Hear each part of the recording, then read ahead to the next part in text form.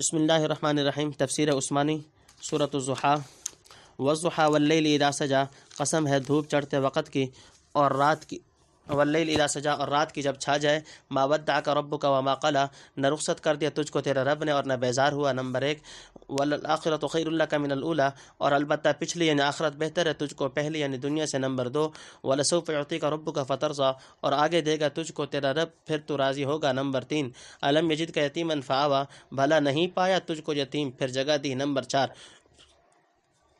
ووجدک ضالا فہدی، اور پایا تجھ کو بھٹکتا پھر راہ سجائی۔ نمبر 5، ووجدک عائلا فاغنی، اور پایا تجھ کو مفلس پھر بے پرواہ یعنی غنی کر دیا۔ نمبر 6، فاما الیتیم فلا تقہر، سو جو یتیم ہو اس کو مت دبا یعنی ڈانٹ۔ نمبر 7، واما السائل فلا تنہر، اور جو مانگتا اس کو مت جھڑک۔ نمبر 8، واما بنعمت ربک فحدث، اور جو احسان ہے تیرے رب کا سو بیان کر۔ نمبر 9، تفسیر۔ نمبر 1، فطرت وحی اور کفار کے طعنے۔ روایت صحیحہ میں ہے کہ جبرائیل علیہ السلام دیر تک رسول اللہ صلی اللہ علیہ وسلم کے پاس نہ آئے، یعنی وحی قرآنی بند رہی۔ مشرکین کہنے لگے، لیجئے محمد صلی اللہ علیہ وسلم کو اس کے رب نے رخصت کر دیا۔ اس کے جواب میں یہ آیت نازل ہوئی، میرا گمان یہ ہے کہ واللہ عالم کہ یہ زمانہ فطرت الوحی کا ہے۔ جب سورہ اقرا کی ابتدائی آیات نازل ہونے کے بعد ایک طویل مدت تک وحی رکی رہی تھی، اور حضور صلی اللہ علیہ وسلم خود فطرت کے زمانہ میں سخت مغموم و مضطرب رہتے تھے، تا کہ فرشتہ نے اللہ تعالیٰ کی طرف سے یا ایھا المدثر کا خطاب سنایا۔ اغلب ہے کہ اس وقت مخالفوں نے اس طرح کی چہ مگویاں کی ہوں، چنانچہ ابن کثیر اور نے محمد ابن اسحاق وغیرہ سے جو الفاظ نقل کیے ہیں وہ اسی احتمال کی تائید کرتے ہیں۔ ممکن ہے کہ اسی دوران میں وہ قصہ بھی پیش آیا ہو جو بعد احادیث صحیحہ میں بیان ہوا ہے۔ ایک مرتبہ حضور صلی اللہ تعالیٰ علیہ وسلم بیماری کی وجہ سے 2-3 رات اٹھ نہ سکے، تو ایک خبیث عورت کہنے لگی کہ اے محمد صلی اللہ علیہ وسلم، معلوم ہوتا ہے کہ تیرے شیطان نے تجھ کو چھوڑ دیا، والعیاذ باللہ۔ غرض ان خرافات کا جواب سورہ والضحیٰ میں دیا گیا ہے۔ اللہ آپ صلی اللہ علیہ وسلم سے ناراض نہیں ہے۔ پہلے قسم کھائی دھوپ چڑھتے وقت کی اور اندھیری رات کی، پھر فرمایا کہ دشمنوں کے سب خیالات غلط ہیں، نہ تیرا رب تجھ سے ناراض ہے، نہ بیزار ہوا، نہ تجھ کو رخصت کیا، بلکہ جس طرح ظاہر میں وہ اپنی قدرت و حکمت کے مختلف نشانات ظاہر کرتا ہے اور دن کے پیچھے رات، رات کے پیچھے دن کو لاتا ہے، یہی کیفیت باطنی حالات کو سمجھو۔ اگر سورج کی دھوپ کے بعد رات کی تاریکی کا آنا اللہ کی خفقی اور ناراضگی کی دلیل نہیں، اور نہ اس کا ثبوت ہے کہ اس کے بعد دن کا اجالا کبھی نہیں ہوگا، تو چند روز وہی رکے رہنے سے یہ کیوں کر سمجھ لیا جائے کہ آج کل خدا اپنے منتخب کیے ہوئے پیغمبر سے اخفا اور ناراض ہو گیا ہے اور ہمیشہ کے لیے وحی کا دروازہ بند کر دیا ہے؟ ایسا کہنا تو خدا کے علم محیط اور حکمت بالغہ پر اعتراض کرنا ہے، گویا اسے خبر نہ تھی کہ جس کو میں نبی بنا رہا ہوں وہ آئندہ چل کر اس کا اہل ثابت نہ ہوگا، والعیاذ باللہ۔ نمبر 2، یعنی آپ صلی اللہ علیہ وسلم کی پچھلی حالت پہلی حالت سے کہیں ارفع و اعلیٰ ہے۔ وہی کے چند روزہ رکاوٹ آپ کے نزول و انحطاط کا سبب نہیں، بلکہ بیش از بیش عروج و ارتقاء کا ذریعہ ہے۔ اور اگر پچھلی سے بھی پچھلی حالت کا تصور کیا جائے، یعنی آخرت کے شان و شکوہ کا، جبکہ آدم اور آدم کی ساری اولاد آپ کے جھنڈے تلے جمع ہوگی، تو وہاں کی بزرگی اور فضیلت تو یہاں کے اعزاز کرام سے بے شمار درجہ بڑھ کر ہے۔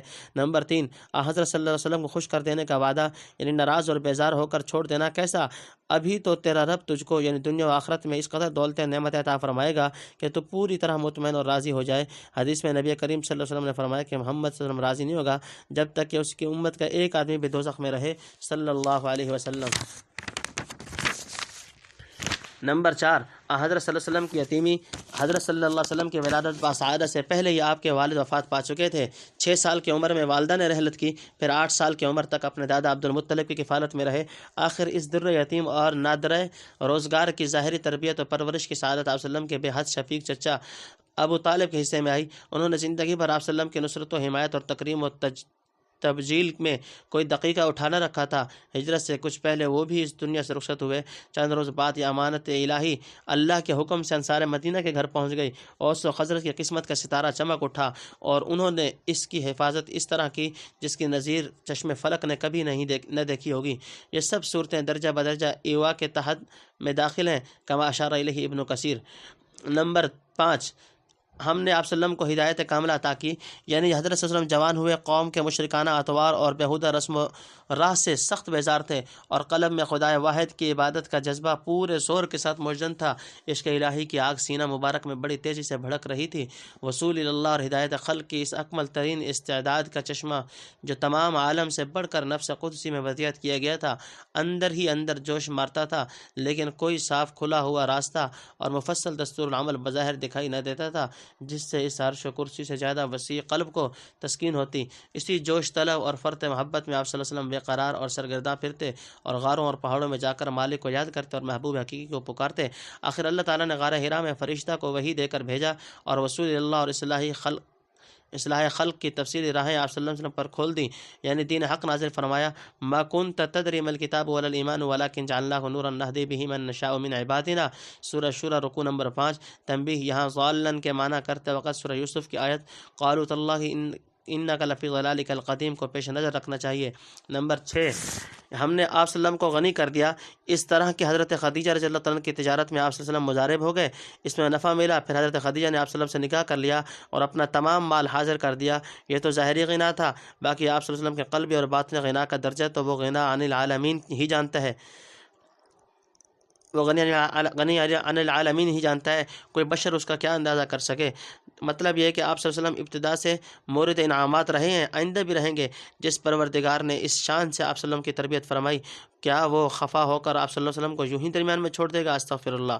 نمبر 7، یتیموں کی دلجوئی کرو، بلکہ اس کی خبرگیری اور دلجوئی کر۔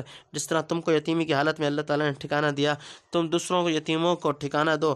اسی طرح کی مکارم اخلاق اختیار کرنے سے بھی بندہ اللہ کے رنگ میں رنگ جاتا ہے۔ صبغۃ اللہ ومن احسن من اللہ صبغہ، حدیث میں آپ صلی اللہ علیہ وسلم نے فرمایا کہ انا وکافر الیتیم کہاتین واشار الی السبابۃ والوسطیٰ۔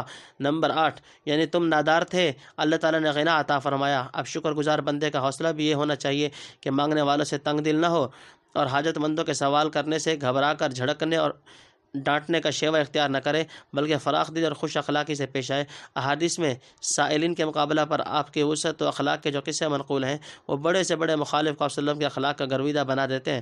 تنبیہ، صاحب روح المعانی لکھتے ہیں کہ سائل کے زجر کے ممانعت اس صورت میں ہے جب وہ نرمی سے مان جائے، ورنہ اگر اڑی لگا کر کھڑا ہو جائے اور کسی طرح نہ مانے، اس وقت زجر جائز ہے۔